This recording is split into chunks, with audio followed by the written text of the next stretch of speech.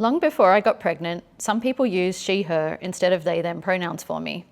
Now they call me mama, along with using she, her pronouns, and not because they've asked me what name I use as a parent. I'm also referred to, along with other birthing parents, as ladies almost every time I'm out in public. I'm not ashamed to be mama, mother, or one of the ladies, even though I'm also proud to be a non-binary, gender-diverse person. My growing connections with mothers and birthing parents are a particularly lovely part of early parenthood and a critical form of support. I've built relationships with many older women, midwives, lactation consultants, some maternal and child health nurses, who aren't all aware, it seems, that some people who carry and birth children identify as non-binary. Pronouns and titles have become less important to me week after week as I adjust to things like sleep deprivation, postpartum hair loss, and hormonal ups and downs.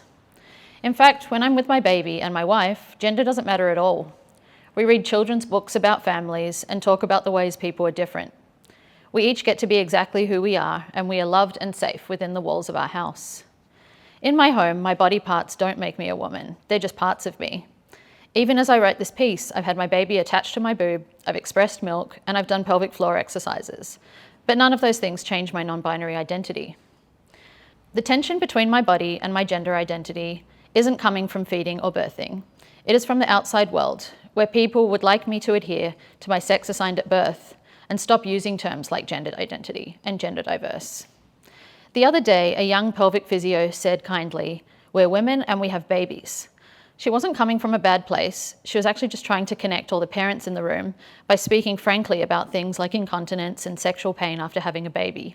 Her role is to educate birthing parents so that we're aware certain symptoms aren't normal because society silences us and ignores our pain. But I found myself debating whether to take the time to educate her about being inclusive to all the people in the room, including why the Hemsworth brothers aren't a useful pelvic floor exercise for all of us.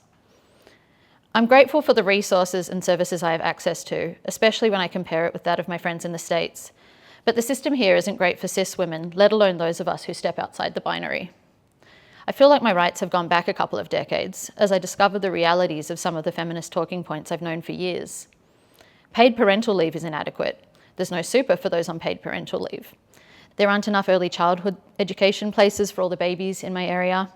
Many of us are going back to casual or part-time work and our earnings will take a dive. When you add being a different gender to those experiencing these concerns, things really get interesting. I love talking to the other birthing parents about things like sore, engorged breasts, and I realize that my reality is similar to theirs, but off a bit, like a tilted axis. My reality includes things like trolls on the internet saying disgusting things, getting used to people misgendering me. It's hearing them put gendered roles and assumptions onto my baby at such a young age and realizing that things haven't changed. All of this weakens me, so the next time I'm in a hospital or clinic, stressed about a symptom or a side effect, I don't push back against a medical form or the way someone greets me. I keep giving in because there's enough to worry about. It's just so much easier to give in. I end up wanting to people please by erasing a huge part of my identity so that I fit in and don't seem difficult, and so that I appear grateful for something that I am genuinely grateful for gaining access to the sisterhood through motherhood, even if I'm more of a sibling than a sister and more of a non-binary mama than most people want to know about.